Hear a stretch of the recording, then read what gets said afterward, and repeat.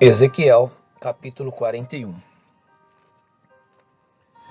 Então ele me levou ao templo e mediu os pilares, 3 metros de largura de um lado e 3 metros de largura do outro, que era a largura do tabernáculo. A largura da entrada era de 5 metros, e as paredes laterais tinham 2 metros e meio, uma de cada lado. Também mediu a profundidade da nave, e deu 20 metros. Mediu a largura, e deu 10 metros. Entrou na parte interior, mediu o pilar da entrada, e deu 1 metro. Mediu a largura da entrada, e deu 3 metros. Também mediu o seu comprimento, e deu 10 metros. Mediu a largura, e deu 10 metros, na parte frontal da nave. Então ele me disse: Este é o Santo dos Santos.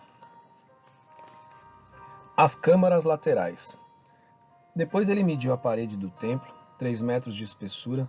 A largura de cada câmara lateral era de 2 metros. Essas câmaras ficavam em toda a volta do templo. As câmaras laterais estavam em 3 andares, câmara sobre câmara, 30 em cada andar. E havia reentrâncias na parede do templo ao redor, para as câmaras laterais, para que as vigas se apoiassem nelas e não fossem introduzidas na parede do templo. As câmaras laterais aumentavam em largura, de andar para andar, correspondendo às reentrâncias do templo de andar em andar ao redor. Por isso, o templo era mais largo em cima. Assim, se subia do andar inferior para o superior, passando pelo andar do meio. E vi um pavimento elevado ao redor do templo. Eram os alicerces das câmaras laterais, de 3 metros de altura. A grossura da parede externa das câmaras laterais era de 2 metros e meio. A área aberta entre as câmaras laterais do templo e as outras câmaras tinha 10 metros de largura por todo o redor do templo.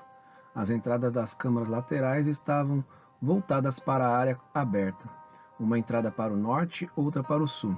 A largura da área que sobrava era de 2 metros e meio ao redor. O edifício do lado oeste.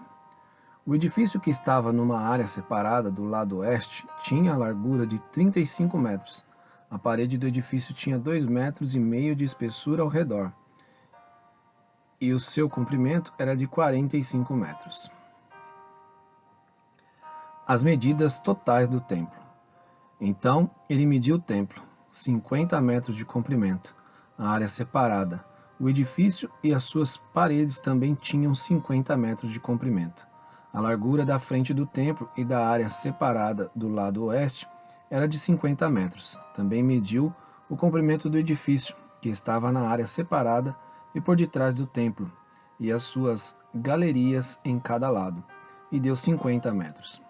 O templo, propriamente dito, o Santíssimo, o vestíbulo do átrio, os umbrais, as janelas estreitas e as galerias ao redor dos três, diante do umbral, estavam cobertos de madeira ao redor, e isso desde o chão até as janelas que estavam cobertas.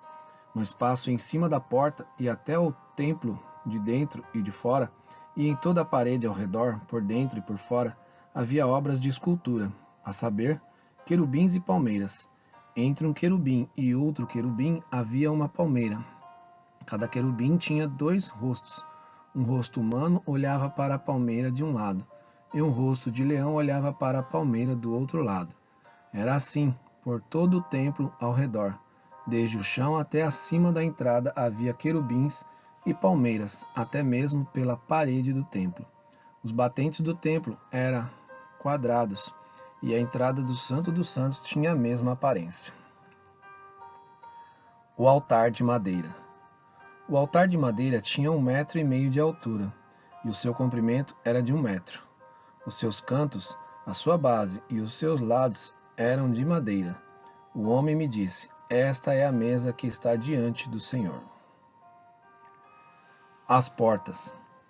Tanto o templo quanto o Santo dos Santos tinham 2 portas. Havia 2 folhas para as portas, 2 folhas dobráveis, 2 para cada porta. Nelas, isto é, nas portas do templo, havia querubins e palmeiras, como havia nas paredes.